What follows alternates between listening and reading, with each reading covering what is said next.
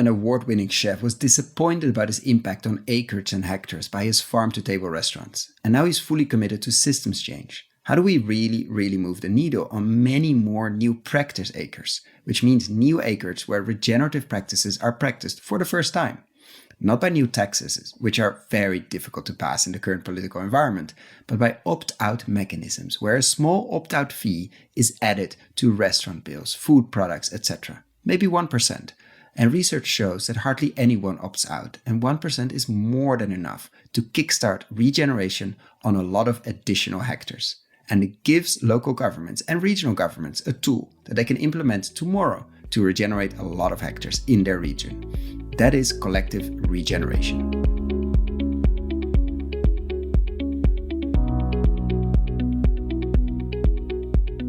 This is the Investing in Regenerative Agriculture and Food podcast, Investing as if the planet mattered, where we talk to the pioneers in the regenerative food and agriculture space to learn more on how to put our money to work to regenerate soil, people, local communities, and ecosystems while making an appropriate and fair return. Why my focus on soil and regeneration? Because so many of the pressing issues we face today have their roots in how we treat our land and our sea, grow our food, what we eat, where and consume. And it's time that we as investors, big and small, and consumers start paying much more attention to the dirt/soil underneath our feet. To make it easy for fans to support our work, we launched our membership community, and so many of you have joined us as a member. Thank you. If our work created value for you, and if you have the means, and only if you have the means, consider joining us. Find out more on gumroad.com/investing-in-regen-ag. That is gumroad.com/investing-in-regen-ag. Or find the link below.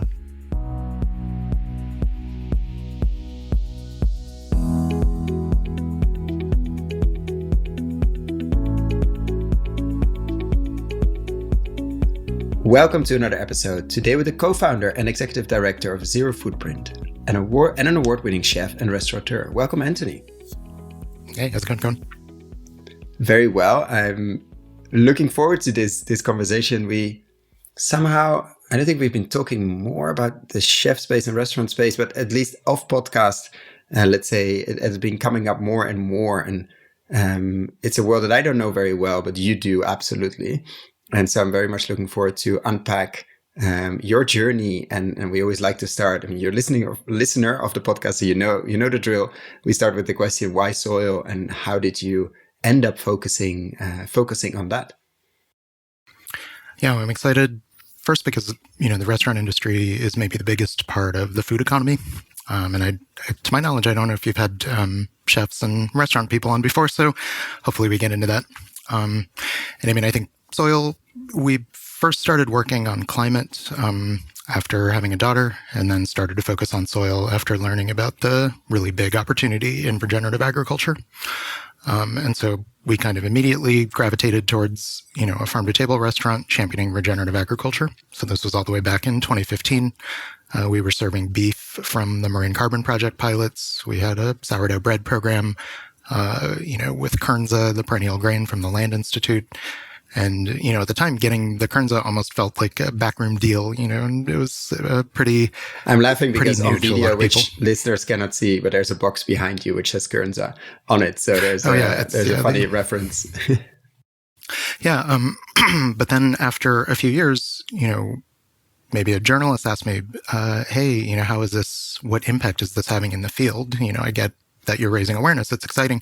But how many acres changed? And I'll be honest and say, we didn't know. So we started asking the farmers and just trying to kind of peel back the layers of the onion of systems change, and started to realize actually, consumers buying a nice thing, paying a premium may or may not actually lead to direct acreage change. And I remember talking to soil scientists, after a, regenerative ag happy hour, I kind of did my rah-rah speech, and we had a couple beers. The guy kind of said to me hey, dude, you realize the whole organic movement is 1% of acres after 50 years, right? And so I'll just be honest, I hadn't known that at the time. We were in San Francisco in the Bay Area, it's kind of Alice Waters country. The bubble. You saw organic on the shelf at Walmart, et cetera. You thought things were changing. And I think that was a pretty harsh realization. We had kind of gone all in with our life savings, only to realize like, oh, it may not actually make a difference. So we pivoted and started collaborations with the state of California after that. So looking forward to getting into those details. And so, what happened to the restaurant? What did you decide to do with that? Yeah, so that restaurant we closed in 2019 to kind of give ourselves a lot of bandwidth and time to focus on these new public-private collaborations. And before Good that, timing, looking back. Yeah. Actually, yes, we feel very fortunate that we closed a little bit before COVID started. So that's definitely a silver lining. And then prior to that, I had a bunch of other restaurants. We almost like inadvertently trailblazed the pop-up movement. It turned into a permanent pop-up that was kind of a party Chinese restaurant called Mission Chinese Food that was popular in New York. It won Restaurant of the Year in the New York Times.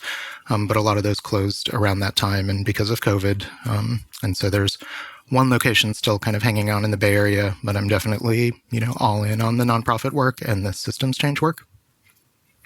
Do you miss the restaurateur and chef piece?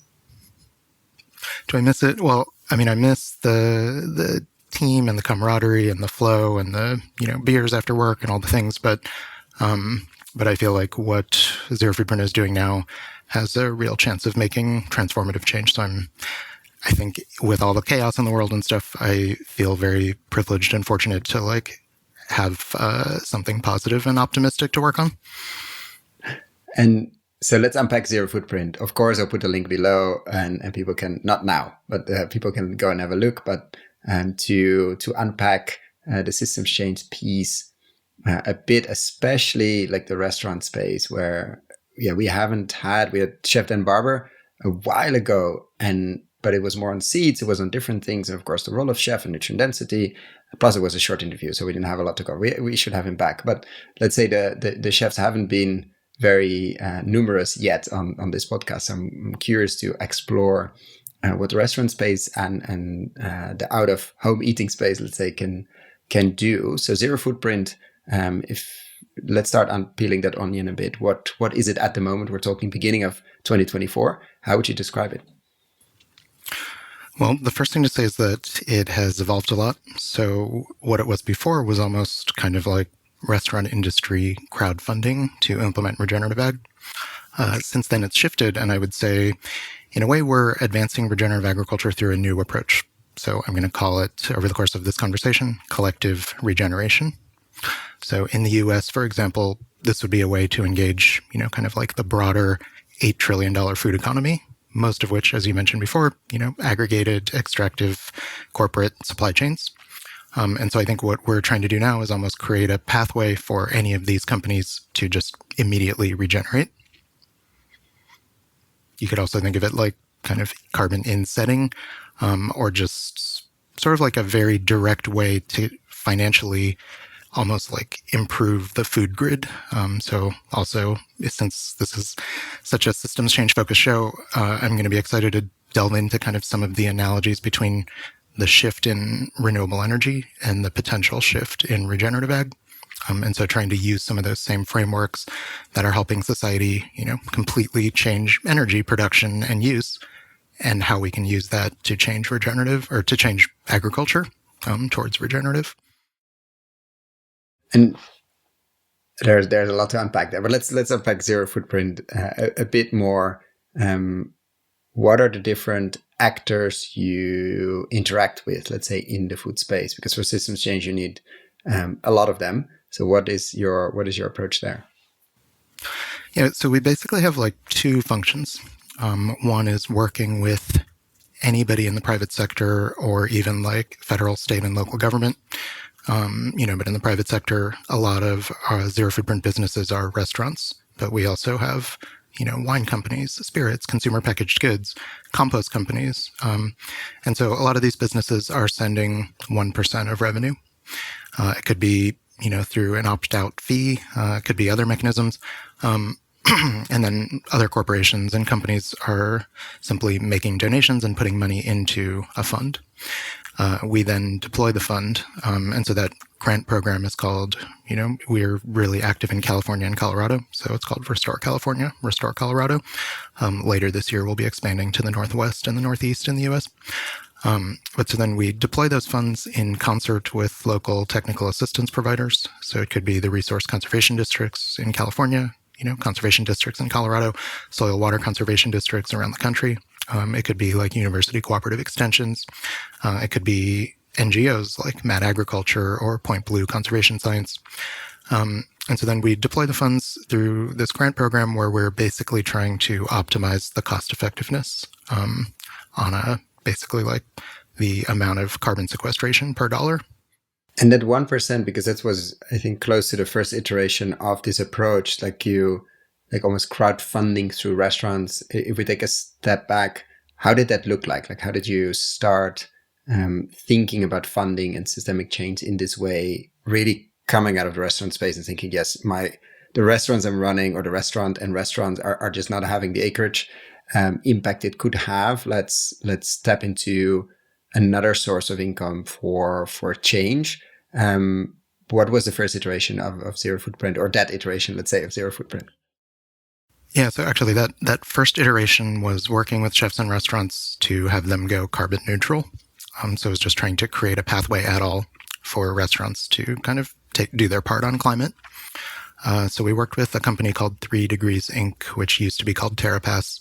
And they conducted 57 life cycle assessments. So it could have been, a burger shop, a coffee shop, the corporate cafeteria at a big company, 3 Michelin star restaurant. And what came out of all that research was basically 2 things. Every single business could easily go carbon neutral for 1%. And then the vast majority of the carbon footprint was ingredients. So I can say pretty clearly now, something I didn't even, have the ability to articulate back then, which is just that chefs and restaurants need a way to change how food is grown, to just directly change farming in order to have any impact. You could make a different choice, but that's not actually changing any acres, let's say. And so why is that? Like, if I pick like a different choice, you mean for a different supplier, or a different ingredient that has a lower carbon footprint? Well, in a way, either. So let's first go with supplier. So you're sourcing, the conventional carrots or something. You make a shift. You go farm to table. You go to the farmer's market. You buy the good carrots.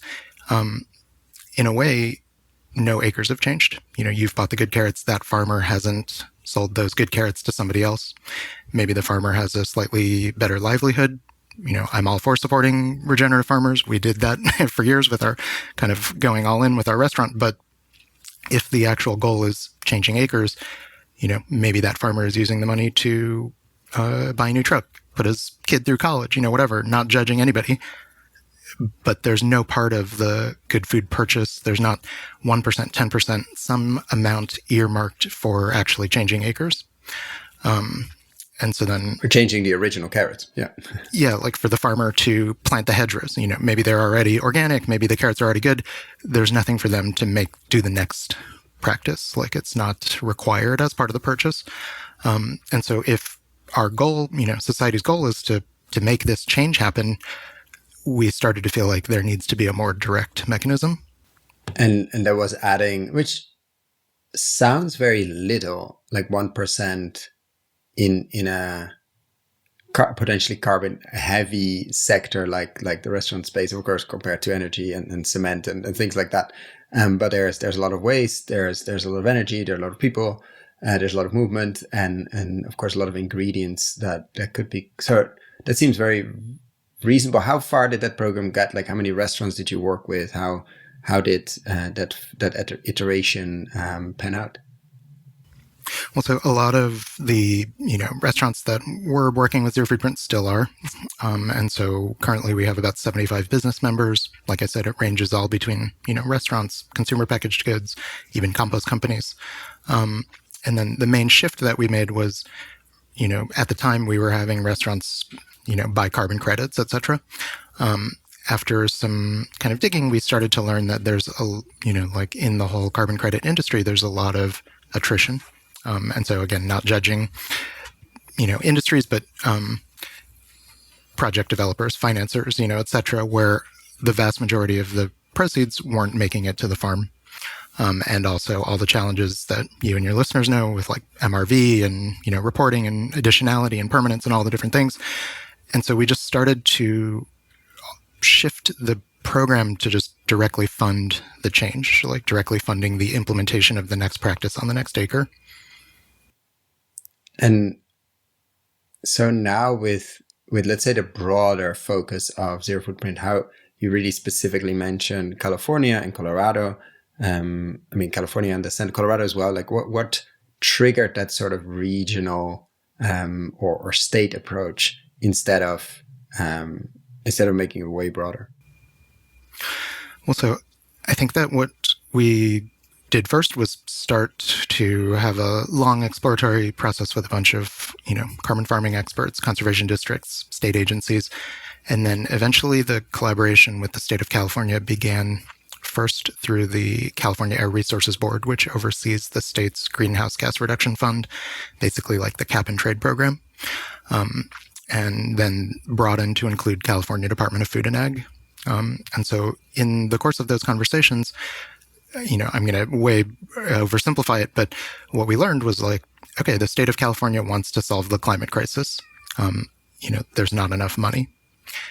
If they were going to use state funds to, transition a bunch of acres, that would mean defunding other critical services, education, mass transit, electrification, etc. And so like just using the existing federal government budget, state government budget, local government budget, there would never be enough to make the change happen as quickly as needed.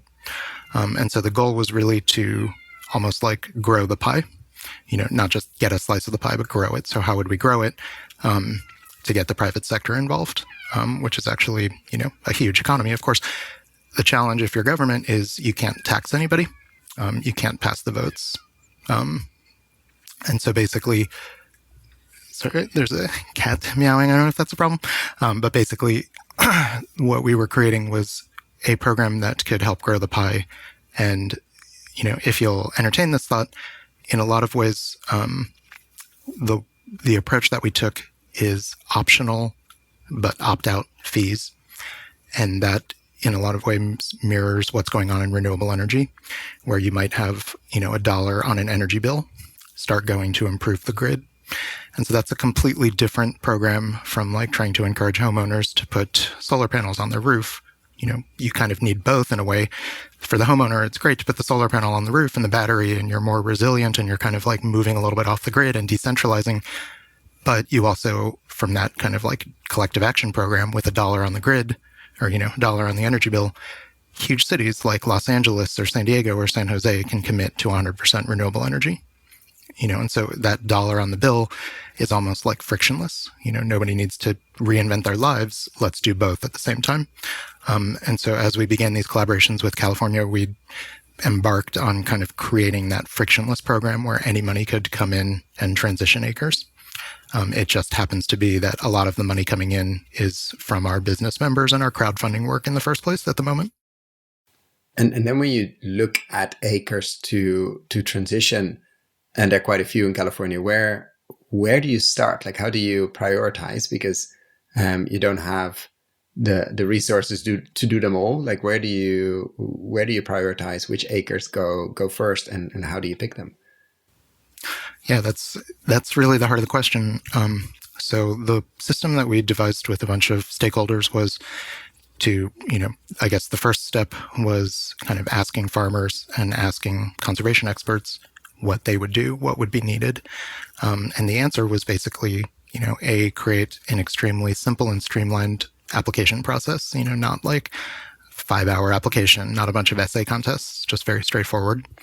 And then what we embarked on was to try to optimize it, try to optimize the cost effectiveness of the carbon sequestration through that work. And so basically we use modeling tools like the Comet Planner and other science-based guidance to basically have a farmer input a project, but we almost treat them like a contractor. So it's not a donation to a farm. They're outlining a practice or two practices. Let's say the farmer wants to apply compost and plant cover crops. They want to apply compost on 10 acres and plant cover crops on 30 acres. And so then they apply those, kind of plug the project into the modeling tool, which estimates how much carbon sequestration. And then they basically request a grant from us, kind of commensurate with their real world costs. Maybe they want $15,000 and maybe the project sequesters 150 tons of carbon according to the model. And so in that scenario, the project would be $100 per ton of carbon sequestration. What we're finding so far is that farmers are up for this because it's, the models are very simple. It takes maybe a minute to estimate the carbon sequestration of a project. And that overall, we've been able to get projects done for maybe in the range of like $30 per ton. Which is very reasonable if you think about it. Yeah.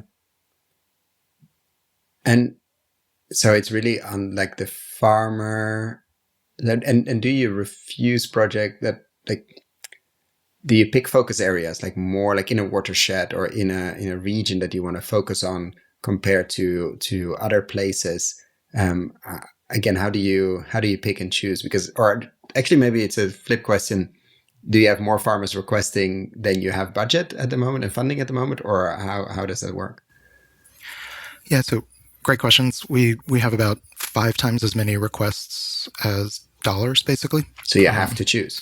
We have to choose for sure. And I mean, that mirrors kind of like a state or a nationwide issue in the US where I think there was a report from the Environmental Working Group showing a backlog on EQIP and the Conservation Stewardship Program of 100,000 farmers, So whether it's our program or the more established, of course, USDA programs, many farmers want to transition. The issue is kind of how to do that. And so for us, back to your other question about do we have focus areas? A lot of it is through our partners. So we might work with, a farm group that works with underserved farmers. So then that's definitely a focus area. We have bonuses for equity and other things. And then we're starting a lot of kind of county level collaborations.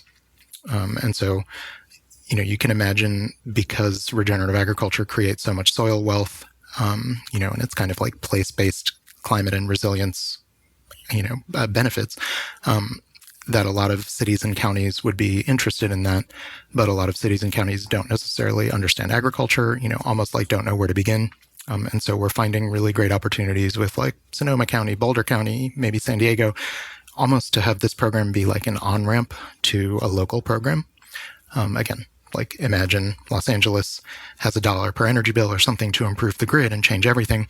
They didn't go from zero to just implementing that. Like advocates along the way made it seem plausible. And so I think we're trying to do that. But that system that I described of sort of like having a, queue of 100 shovel-ready projects, let's say, in a city or county, kind of sorted by cost effectiveness, that makes it possible then, when $100,000 shows up, when $1 million shows up, to just plug it into the next project, or $1 even. And so that's kind of the pitch to a lot of businesses is like, here's a way to take, real, legitimate local climate action to really change acres and scale regenerative ag, get any amount of money. You could even do it through an opt-out fee where, it's not coming from the business's bottom line, but from the customer who also wants to feel good about their purchase and just wants to, improve local climate resilience and water conservation and other elements of soil health. Yeah, because I can imagine that local piece triggers businesses again, like especially, not especially restaurants in general, but anybody with a local footprint is much more interested or potentially more interested than to have something in Sonoma County compared to Boulder, which just is far away, or the other side of the other side of the country, or the other side of the planet. And so is this leading to systems change? Like coming back to the central question, like do you see, compared to the shock you had, let's say, when you were challenged, when you owned and managed the restaurants, and the acreage you were touching directly and indirectly, and like how do you feel now about the systems change piece? Well, I mean, I feel I'm obviously drinking my own Kool-Aid here, but I feel great about it because I think that, when you work directly with the farmer, provide a $20,000 grant to implement, 3 or 4 practices on 20 acres, that those practices occurred. So it's not a carbon credit in Ethiopia or something. Like, I don't know if that occurred. Like, we kind of know. through that kind of boots on the ground work. But then also what we're finding is that, whereas our membership used to be like the Michelin starred chef, who super high integrity, et cetera. Now we've got all stripes of businesses. So, the Denver Museum of Nature and Science, Subway Sandwiches is participating with 5 locations in Boulder. And so that, to me, is almost like indicative of the fact that any element of the entire food economy could participate. So Subway adds, you go into the Subway location, let's say, there's some simple signs, we're teaming up with farms and ranches to conserve water and build a healthy soil. A 1% fee is added. Any diner may opt out. The franchisee reports after maybe 20 months, literally 0 diners have opted out. Yeah, I was going to ask, what's the opt-out rate for these kind of things? Yeah, a lot of, behavioral psychology kind of shows like, almost nobody opts out of anything. People also barely ever opt into anything. And so in the simplest way. So the key lesson is opt out is absolutely where you want to go for. To me, definitely. And in a way, I would make the case that opt out could be a silver bullet for climate. So I'll get into that in a sec, but basically drawing out the Subway example, I think the guy keeps a little like have a penny, take a penny thing on the counter with dimes in it. So if somebody wanted to opt out, they could, but it's so nominal, nobody has opted out.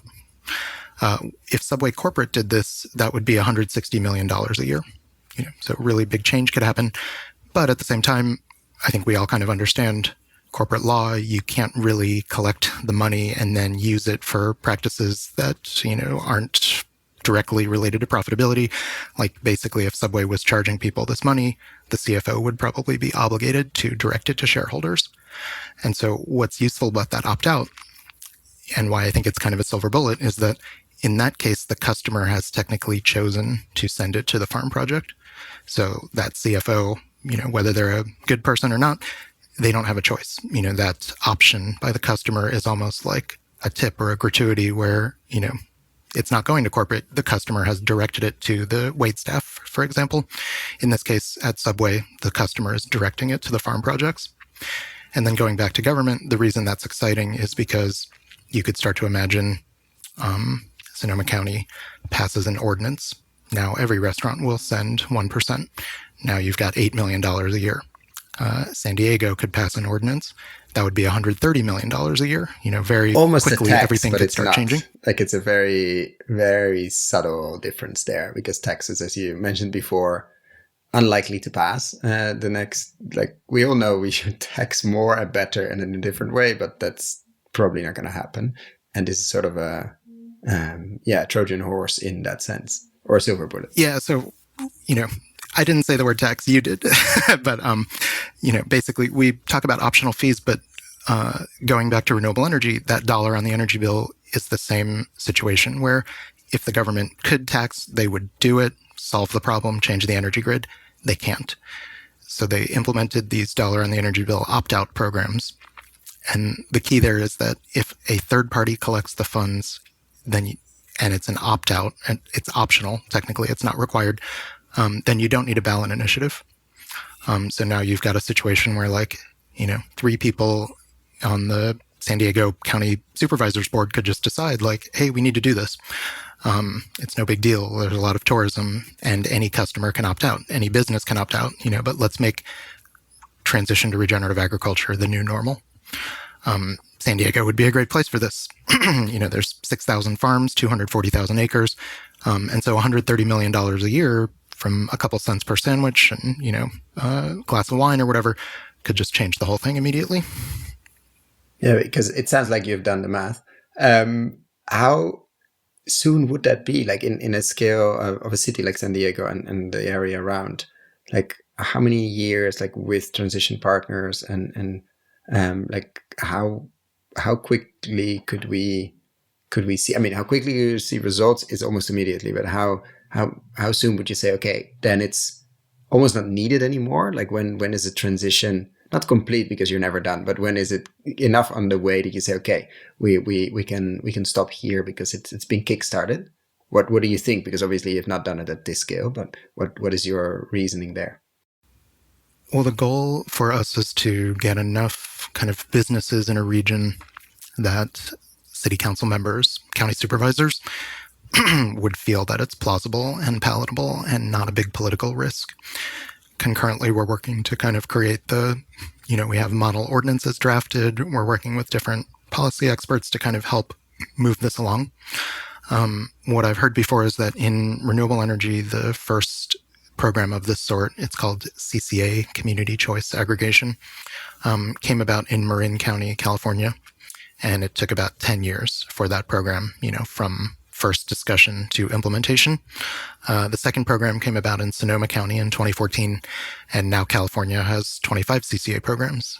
Like I said, Los Angeles, San Diego, huge cities and counties. And so if it's that same trajectory, the first program could begin in 8 years, 10 years, something like that. I hope it can begin more quickly. Like we're already kind of in these discussions with city council, and using Sonoma County as an example, they've had 400,000 acres of wildfire since 2015. They've declared a climate emergency. A sequester local program to build up the economic capacity for carbon sequestration is already in their climate strategy. Recology is the local trash company, Zerofootprint, and local businesses are all named in the strategy as potential implementation partners. So I feel like a lot of that kind of early, concept work is in place. And now it's just a question of how quickly they implement the strategy. And, could philanthropy, could other sectors help accelerate that? So it's not just, me and my small team trying to get city councils, but other folks. Like there's a lot of effort on kind of changing the federal farm bill, which is crucial, of course. But can't we change, if one county at a time started to commit to 100% regenerative ag, that would be, equally important, kind of a grassroots movement, one region at a time. And so what are other things we can learn? Because we often refer to it actually in the podcast from the renewable energy space on more in the investing piece. Like I'm now able as a normal citizen to put 1,000 euros or $1,000 or even less in some cases into projects. Like it really became bankable, it became investable over time. And of course, thanks to a lot of pioneers 15, 20, probably 25 years ago as well, and some policy work in Germany and many other places. So hopefully this is going to go faster. And I think food and ag is different than energy because it's way closer to us in many instances. But what can we learn? What do you see as the biggest lessons we can take from the renewable energy space? Not necessarily about the investing piece, but about the policy piece and about like massive change and systems change as you refer to. So I love that we're talking about renewable energy, but I should also say I'm not a renewable energy expert, so pardon any kind of naivete. But what I understand is that in the case of the dollar on the energy bill, let's say, if you're a consumer, you pay the dollar. That's like your whole energy transaction for the month. You pay your energy bill, that $1, check the box. Food would be way more complicated because, you've got the farmer, the processor, the brand, the distributor, the retailer, then you're the consumer. You've got waste management, healthcare. There's so many different levels of the value chain. To start getting everybody bought in, it's complicated. And of course, as everybody knows, if a farmer were trying to implement like $100,000 project, probably the farmer can't afford to do it. But how do you get those 10 levels of the value chain to chip in? How would you get the county, state, and federal government to chip in and everybody pay 1/10 of the $100,000 project or something? And so I think a lot of our work, has almost shifted from like activism and awareness and messaging, the cultural capital of the restaurant industry and chefs, to more like payment processing, government compliance, trying to create those pathways to actually enable that to happen. And then in renewables, you can imagine a similar effort where like it takes the federal subsidy, it takes the local subsidy, and it also takes, the dollar on the energy bill or the energy savings that the consumer might experience over 12 years or something. And then when all those factors line up, then you start to have adoption. And so that ability to like blend finance, I think, is almost starting to become Zerofootprint's core competency. Which is quite a step from chef and running restaurants. Definitely. It's huge credit to my team. And in a lot of ways, though, you can also think about like Jose Andres from World Central Kitchen, transitioning from like chef restaurateur, he still does that, but to going out and kind of providing, disaster relief and feeding people at the site of the hurricane or whatever. And I heard him speak once, and he kind of mentioned like, the chef standing in the pass is basically like getting a bunch of, hot dishes from the cooks, and he's got all the orders over here, and he or she, sort of like just managing resources in a time-sensitive way and trying to optimize the outcomes. And so in a lot of ways, that's kind of what World Central Kitchen does. In a lot of ways, that's kind of what we're doing at this point, getting the resources, these happen to be financial, and then trying to urgently kind of optimize the outcomes. And I mean, do you enjoy the process the same? I mean, it's a different outcome you're pushing for, but do you miss like looking at this policy piece and going deep into county politics as well, and how to shape that? Not that kitchens are without their politics, but do you miss that every now and then? Yeah, I mean, like I said, I miss kind of the adrenaline and the rush of the service, let's say, but also like there's so much negativity out there that for me, the work on climate solutions and regenerative agriculture, I'm going to paraphrase my wife here a little bit, but is almost like a religion, where it gives my life meaning or purpose. I look forward to doing the work. If I was just serving a tasty thing to a rich person, at this point, that probably wouldn't be satisfying enough for me. Understood. What excites you in, let's say, your old world of the chef space and the world of the restaurants? For somebody who doesn't look at that too often, to be honest. I mean, as a customer, every now and then, yes, but not too deep. What excites you in the restaurant space at the moment, from a climate, from a regen perspective, if you had to share something or point at something? So when we started, I don't know if you already know the story, but basically we kind of inadvertently trailblazed the pop-up movement. So it was around the time that Twitter was just beginning. We started a restaurant within a hole-in-the-wall Chinese restaurant, and then it just kind of blew up. But it didn't blow up just only because of the right place at the right time. That was part of it, but also because, we kept doing event after event. We started collaborating with other chefs in restaurants and as a guest chef. So it could have been the line cook from some fancy restaurant was able to be the chef for a night and do half the menu. I did the other half the menu, etc. And so that sort of like collaboration and sort of like the potential in the midst of kind of new circumstances like Twitter, new media, etc. So I think what's exciting to me is basically now you've got, a TikTok chef, someone like Mr. Beast with like millions of subscribers added every day. So there's never been sort of like more cultural capital and potential for something like completely transformative to happen. However, I think that, almost every single chef I've talked to, except for the chefs who are part of Zerofootprint, are thinking about this transition in regenerative agriculture in terms of like how they can buy. Oh, I should support the farmer, I should buy differently. And then I think what we're proposing is different. It's like, how can you just directly change farming? And so to me, what's exciting is trying to get this mechanism and this approach and this pathway integrated into this new opportunity in the entire restaurant industry and almost like the food economy writ large. Yeah, it's almost like they need to do both, but potentially their biggest impact is fueling, is not their buying, but is actually how they might add 1 or a few percent, and how they of course get their guests to be excited, etc. But just serving another amazingly regeneratively grown dish to a rich person is just not going to move the needle.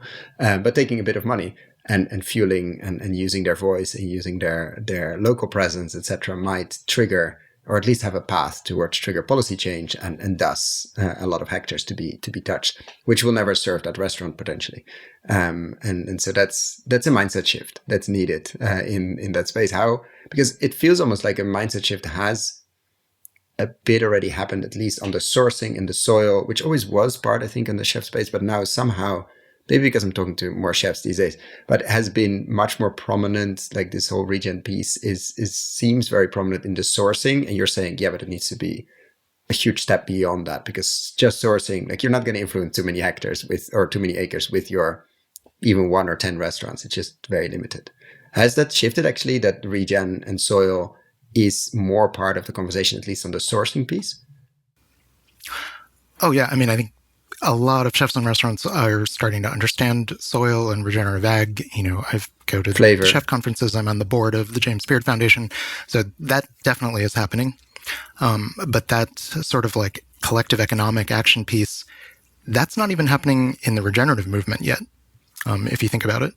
And so what I mean by that is like, you've got the good actor, Alexander Dairy, et cetera, like people buying the good product and championing that and saying we should pay more for that. But there's, 0 cents from that purchase is going to the next practice, the next acre.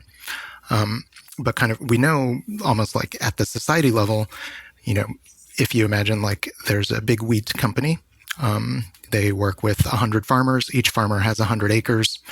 And so if 2 farmers kind of shifted their whole practice to be regenerative, great, but then that requires like small scale milling and processing, and enough throughput at that kind of messy middle to support those enterprises. It requires consumers need to pay separate enough. it. Yeah. But for society and the world and climate, if 10 of those 100 farmers shifted 20 acres out of their 100, that would be the same as 2 of the farmers kind of like going direct to consumer and like getting out of the corporate, extractive economy. And so I think in renewables, it's kind of called mass balance.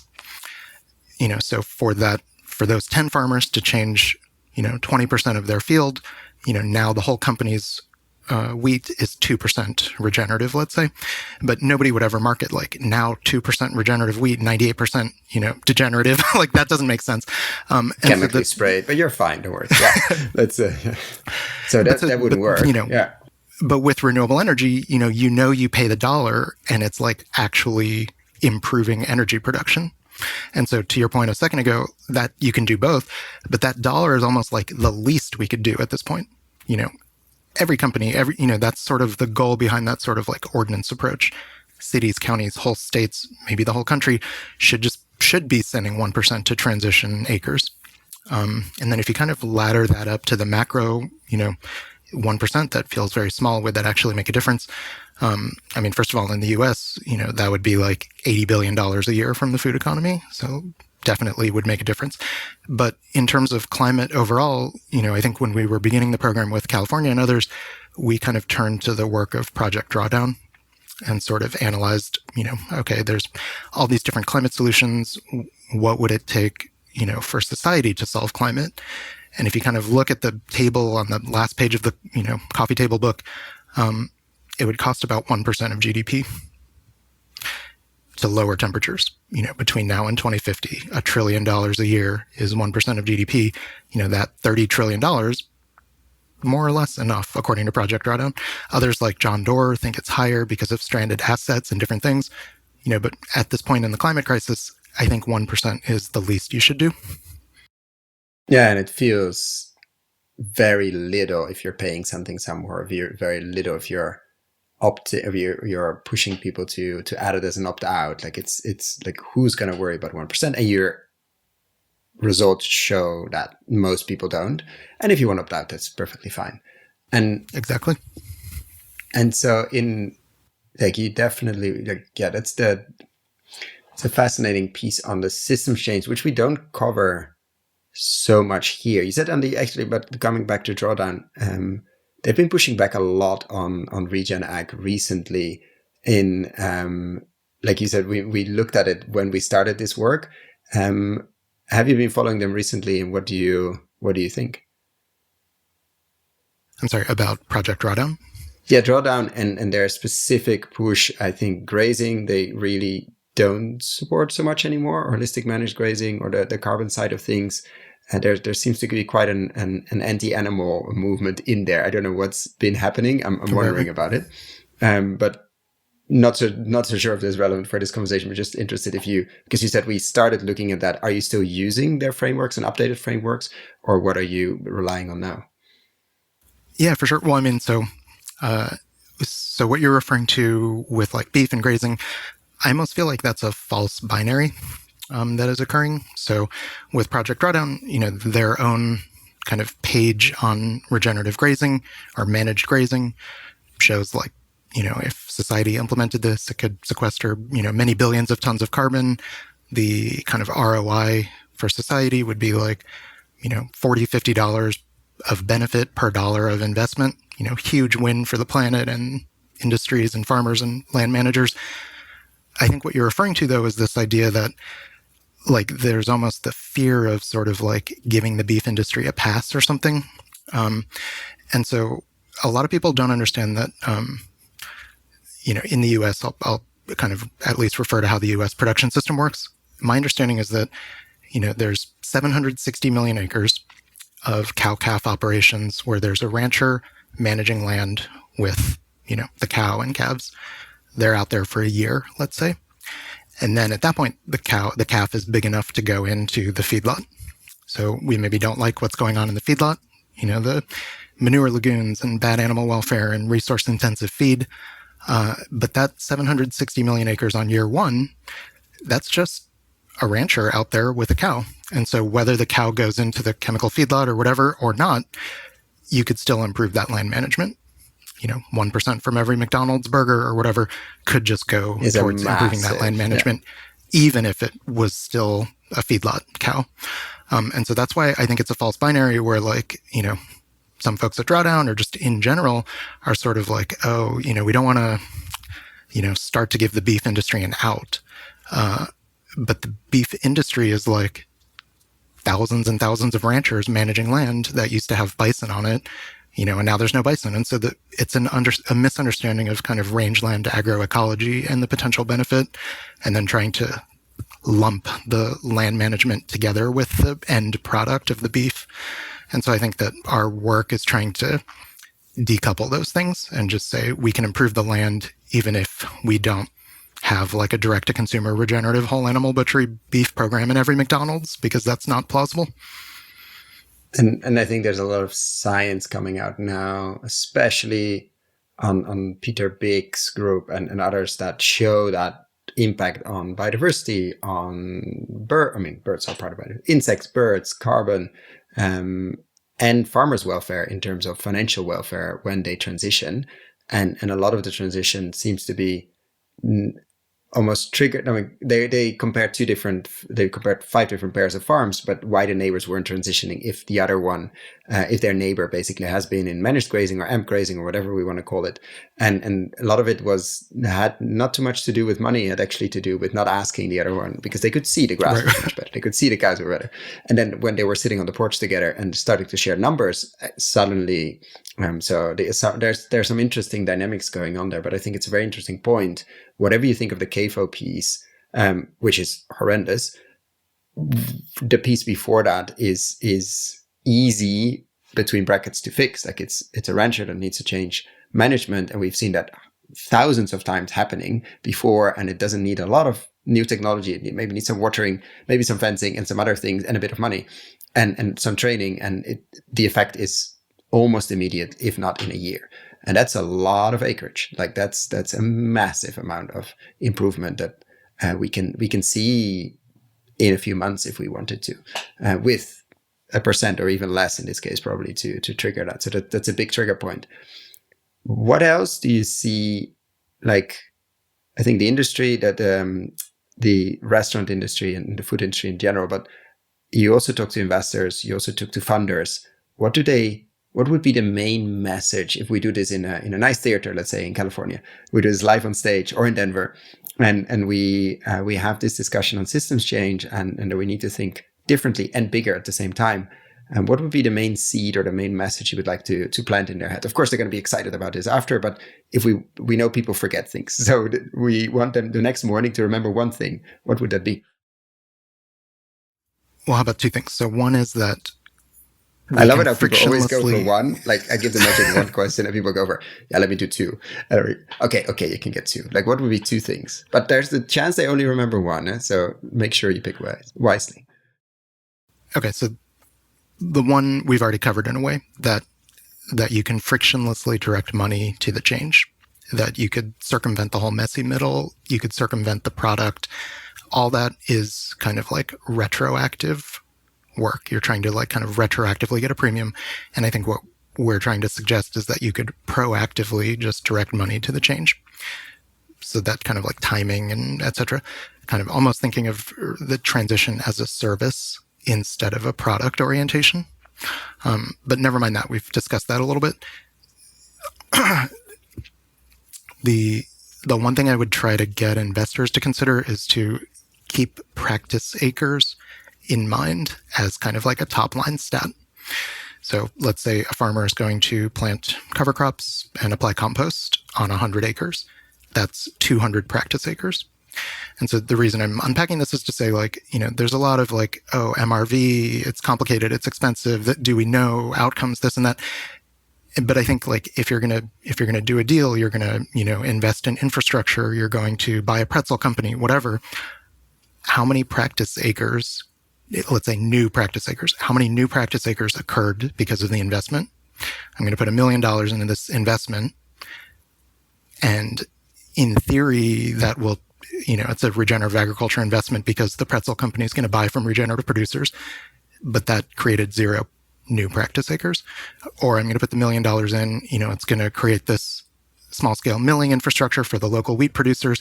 And 20 producers have agreed to use 10% of every sale to get the next practice acre. You know, that's going to generate 20,000 practice acres a year, et cetera. So I've never seen, you know, I've been in all these calls with a lot of investment groups trying to get practice acres into the top line of the discussion. And so that would be my one takeaway if we're just talking about investment. I think it's a fascinating, we talk a lot at Tonic on the net impact of your investment. Of course, it's super difficult to calculate, but that's what we should strive for. And because otherwise you get stuck in the weeds of, but every investment has a negative impact and every solar panel needs resources and all of that, which is all true. Not saying it's not, but we have to look at the net one and discuss like how big can you make that? And in this case, like how many new acres, like how many practice acres, how many new, because the truth is most acres are heavily degraded and not touched by any regenerative practices, even from a mile away. So how do you influence as many as possible? I think is very, very interesting one. And you can actually, it doesn't matter if you invest in a food company, it doesn't matter if you invest in a technology enabling company, if you invest directly in land, obviously that's a very direct one, but also a limiting one because land is usually pretty expensive and limits a lot, locks in a lot of money. So that this is almost, you're dancing between transition finance, directly, indirectly touching land. But I think it's, how has that been received by investors? Have you seen people starting to use, maybe another term, but use this kind of thinking, or not yet? I have not yet. I have only started working on it in the past, couple months as I was starting to be kind of in the transition finance group and the funders of Regenerative Ag and other groups. I think a lot of sophisticated investors like Trailhead Capital or others have they're looking at 50 metrics. I'm not saying people aren't doing their due diligence or whatever, for sure, not saying that, but just saying that to align everybody, you could pick at least one extremely simple one. We may not agree on which carbon quantification model. We may not agree on the relative prioritization of carbon versus biodiversity versus water versus equity, but we can all agree whether a new practice acre occurred or not, and that we want that. I think that's the one thing, we all want that. And so that should just be in the top line. And it would be different for each industry. Maybe for tech, you want to get, 1,000 practice acres per whatever. Maybe for ranching, it's different from specialty crops. Not saying that that's perfect and universal, but that for each industry, it should at least be, I'm going to make a 3% return, a 10% return, and I'm going to get 10,000 practice acres. That should be up there in the top line. Yeah, new practice acres. We need net. New additionality. Very important. Yep. And if you, to be conscious of time because there's so many rabbit holes, but I like to ask a question inspired by John Kempf. What do you believe to be true about regenerative agricultures that others don't believe to be true? And we've captured, or we covered a few, but if you had to pick one, what would that be? Where you really think different, let's say, than the rest of the bubble? Well, now I regret trying to put two before, because this would be my one.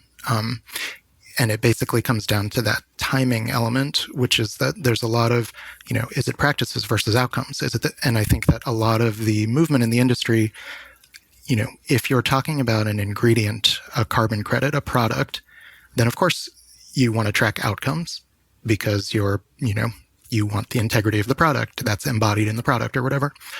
But if you think about, if you're going to take a, taxi ride, if you're going to renovate your house or whatever, you form a plan, then you execute the plan to the best of your ability, let's say. And so society needs to change, billions of acres, hundreds of millions of acres. And so I don't think that we can take a retroactive product approach. I think we have to form a plan and then start executing the plan. And so I think that that's complicated, because a lot of the representatives in a conference about investment and all these things work in products. They work in the investment side, whereas the change that fundamentally needs to occur, is on the land management side. But again, to the previous discussion, like, a farmer can't just bear the entire burden. So then the question becomes, like, how do you create all those other circumstances on the land to just change the land management side of the equation? And I don't think that those, the city council member, et cetera, they're never at the Regenerative Investment Conference. So how do we get city council members and others to at least have a basic, not expecting that they're listening to this podcast or other deep rabbit holes, but to get a basic understanding of ag to begin with, because you mentioned most don't, and to understand biology maybe a bit, understand the issues, the huge challenges of farmers and land stewards, and we cannot burden them with this transition alone. They're a crucial part of it, but there's how have you been doing that education piece almost in not in the restaurant space and the HoReCa space, not in the consumer space, but in the policy space and in those offices? How do we make sure they have at least a basic understanding, so we know what we talk about when we say a regenerative transition or something, a buzzword like that? So that's a complicated question that I don't necessarily have an answer to. I think that we're trying our best, but not as kind of like non-policy experts. I've probably had like 50 meetings with city council, county boards of supervisors, sustainability managers of all stripes, in the past year. And for everybody, the challenge is kind of like a logistics and coordination problem. Like, bureaucracy, these regions are so big. How would you go into a budget meeting and request a budget? Where would you even begin?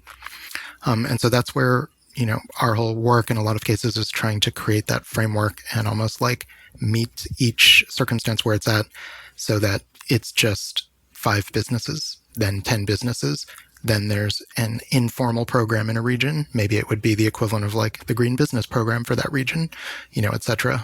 There's some programs in Petaluma County and Boulder, Cool Petaluma, kind of consumer marketing facing. But even in other cities, like I relocated to Portland, Oregon a couple of years ago, and my daughter was looking through like the Sunnyside neighborhood newspaper, that shows up on our doorstep, and we saw mention of something called the Portland Clean Energy Fund. And so there's a 1% fee at large corporations with over $1 billion in sales in Portland. So that fee generates $120 million a year for renewable energy. And then recently they've started to use some of that for regenerative ag. And so it can happen anywhere. Like there's many, also in Oregon, you go to the grocery store, you buy a 6-pack of beer, there's a couple cents per can for recycling. I think a lot of people are familiar with that sort of program in California. And so just those sorts of collective economic action programs are all over the place. When you buy a tire, $1 from each tire goes to the end of use kind of sustainable tire disposal management that turns it into like the playground surface floor or whatever it is. But that kind of collective economic action can happen anywhere. And so I think on the kind of challenging side, we need to learn about it in the regen space. That's a big piece as well. Yeah. I think so. I mean, I think that if more philanthropy, if more, change makers were working on local programs, things would happen very quickly. And then I'm excited because in California and Washington State, there have recently been programs on the waste management side, to make composting mandatory. So California just had a big shift. The state will create 90 new compost facilities. So really, really big change is happening. The diversion rate will go from 90% of organics going into landfill to only 25%. So really, really big change. And then what's exciting too is that cities and counties have a role to play in that. So like San Francisco, Los Angeles, San Francisco needs to buy 40,000 tons of compost per year to make sure that somebody's buying compost. Los Angeles needs to buy 460,000 tons of compost per year. And so Zerofootprint sort of adapted some of our grant making work to become, like I said, almost like government compliance. Why do they need to buy that much for their own use, or because they're forced to? It's Article 12 of the regulation, so it's meant to be kind of it's meant to be kind of a demand mechanism. So as there starts to be like 5 million tons of compost, new compost per year, 9 million tons of new compost per year, who's going to buy it? And so the law included a provision that individual cities and counties must buy some of it per capita, just to ensure that somebody's buying some compost. And so then, now we have like contracts with 15 jurisdictions. Probably next year it'll be another, 20 or 50, but basically helping them buy the compost and get it onto the farms and ranches. And so the reason I bring up that complicated example is just to say, going back to solar, now you're starting to see different local policy pieces become part of that fund stack where, maybe there's EQIP grants, maybe there's state of California grants. Now, even if San Francisco doesn't have a regenerative ag program, they have to buy 40,000 tons of compost. So now they're part of that fund stack. And then the dairy, the farm, could all essentially like chip in. The consumer could chip in, the restaurant could chip in. Yeah, it's fascinating. And I would encourage people deep in regen ag and not so deep in renewable energy to have a look at the deployment rate of solar recently. Like it's absolutely off the chart, and it's definitely an exponential technology with all the issues. I'm not saying solar panels on fields are a great thing. I'm not saying the waste is not going to be an issue. I'm not saying that, but the speed of that technology and the execution now of all the hard work of 30 plus years is really taking off. Like the amount, you should have a look at some of the calculations or the predictions they've done over the last 10 years and how they were off by a factor something constantly. Even the most respected researchers, for good reasons, are constantly underestimating the rate of change, which is fascinating. We don't see it that often. We don't, unless you're deep in that space. But just look at some of the numbers of solar growth over the last 2 or 3 years, even. Like that's been a massive one. So you can see when you reach a certain tipping point, things are starting to stack up and starting to go really fast, and way faster than we might imagine. And so this sort of naturally, go ahead. Let me jump in though quick and say, couldn't agree more. But so we've been talking about a program where like you use $1 per month to improve the grid, let's say, or you create blended finance so homeowners want to put the solar panel on their roof. So that's like an energy production program, let's say. And then there's also in renewables a lot of work on energy consumption, right? Efficient, homes, the heat pump, the Tesla or electric vehicle or whatever. But in regenerative ag, I think almost all the energy is around the consumption side. So it's the regenerative ingredient, etc. It's less about the changing farm production side, right? So do you think so? We're at because the conference. It depends on the conference probably. It seems almost two different worlds. Like you have the farmer conference where it's only about practices, and then you have the investor conference. I mean, we saw each other or just missed each other, but our RFSI, not last year, but the one before, 2022. And there there are farmers on stage and there's a huge effort to do that, but it is mostly off-farm discussions, let's say. And those two worlds, and then the policy has their own conversation somewhere else about climate and policy, etc. So those three worlds just never or hardly ever meet. But having the farmer, and again, I'm all in on the farmer, but having the farmer is like having the homeowner who has already made the switch and now they have the solar panels. So you need a neighbor. Inspiring story, etc., how they did it, how they were able to make it work. But how do you create the program that created the circumstances that, helped that one farmer make the switch? All the farmers who are with us at RFSI and all these things are the good actors who have just, willed it into being somehow, whether it's Despite economic or odds. because it's the right thing to do. But the discussion isn't, how do we just generate millions of dollars? You wouldn't have, I think the discussion that needs to happen is at the C40, sustainability directors from 50 cities have their conference. Somebody needs to be there telling the success story of we implemented a regenerative ag program, blah, blah, blah. And according to the scientists, that's helped, cool the region by 3 degrees by holding all the water and the evapotranspiration and all the different things. That's the part that needs to happen to scale the resources. But I think all the current discussion is just trying to move the farm bill instead of the local government opportunity. Yeah, and the chances of a farm bill or the cap in Europe to move are small, let's say, because the push is so strong from other sides to keep it this way or even increase certain funding for certain things. But on a local level, it's much more adaptable. That's what you're saying. Yeah, I'm really excited. Behind the scenes, we've been in a lot of discussions with Boulder County, and they're about to roll out a $1 million a year Healthy Soils initiative. And so that, to me, that's the biggest local regenerative ag program of its kind. The money will come from the tax base. So they have a 0.25% sales tax for climate. And so, local advocates were able to get some of that budget towards regenerative ag. But I think what we're suggesting is great, if you have the tax base, you could start a regenerative ag program. And if you don't, we'll help you create a funding mechanism. And it's not a natural bridge, but I'm still going to ask it. If you had a magic wand and could change one thing overnight, what would that be? Well, so, I think we've already talked about it, but to me, the magic wand would just be that everybody started to embrace the collective action approaches that are working in renewable energy, recycling, everything, and then just apply those. So let's begin collective regeneration.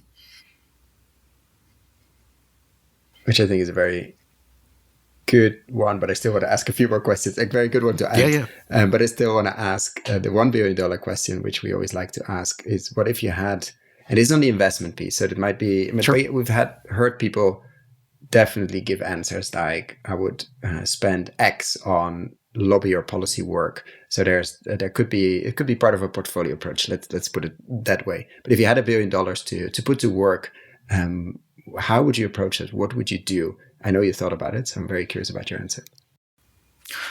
Yeah, well, so the simple version of it, first I'll say, I'm not an investor, etc., but in the spirit of the question, I would invest in compost infrastructure.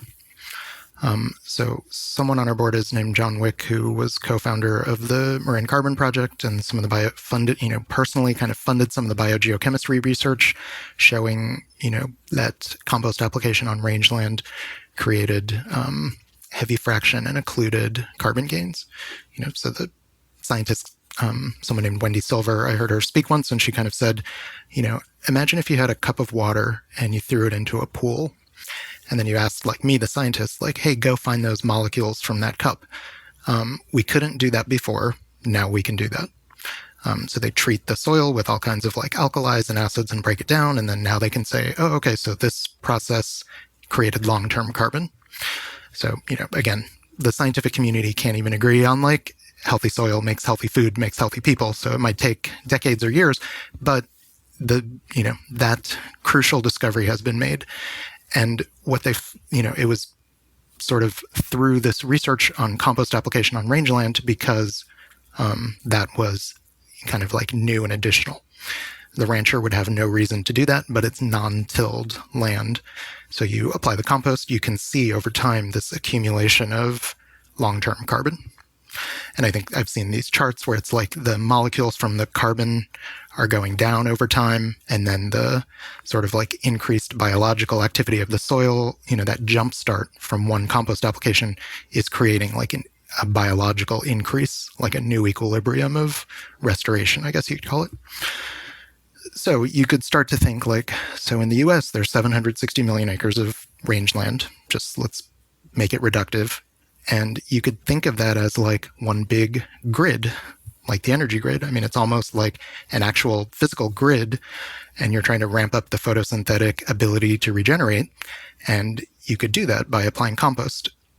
And so then each, compost facility, especially like localized, decentralized compost, getting something out of landfill and turning it into this resource, that's like the little community solar farm.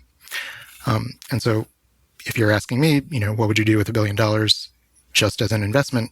I would invest in decentralized composting. And then there's also this research from David Johnson and Hui-Chin Su at New Mexico State, kind of around fungal dominant compost. And I've been in some discussions with a company in Colorado that's doing investments in medium scale fungal dominant compost. And they're just getting amazing results. This local technical service provider, I think I'm going to quote a study, and I'm not 100% sure, but I think they said that, so first of all, with compost, there's challenges because it's heavy. So if you've got compost at a facility, you're trucking it out to the farm or the ranch, that trucking cost is a big part of the overall like project cost. But with the fungal dominant compost, what they were finding is that, rather than take like 5 tons an acre, they were applying 2 pounds of kind of the extract from the fungal dominant compost and putting it into the irrigation system for conventional corn. So 20 gallons of water, 2 pounds of compost extract, and that replaced 140 pounds of nitrogen fertilizer and got 93% yield. So it was like cost positive in year one, et cetera. Again, maybe 5-10 years from now, this is, Bayer and Syngenta will just be selling this and doing it. But that's what I would invest in, is like that kind of, wide scale shift in organic fertilization through compost and others. Fascinating answer. Didn't expect both of them, the compost and compost extract, but makes a lot of sense. I mean, the input space is ripe for disruption, let's say, and there's so much low-hanging fruit and so much possible, and so much research coming out now and being done now to show the potential, to show what can be done with relatively, air quotes, easy measures.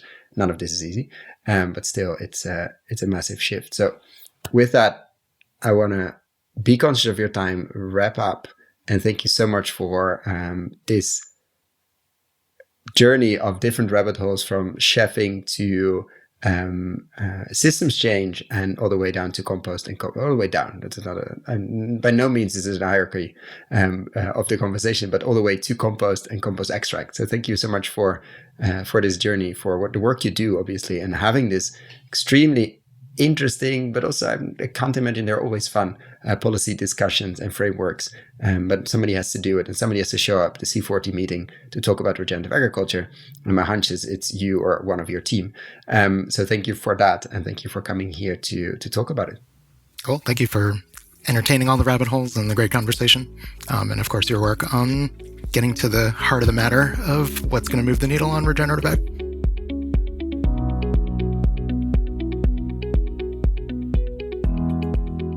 Thank you so much for listening all the way to the end. For the show notes and links we discussed in this episode, check out our website, investinginregenerativeagriculture.com/posts.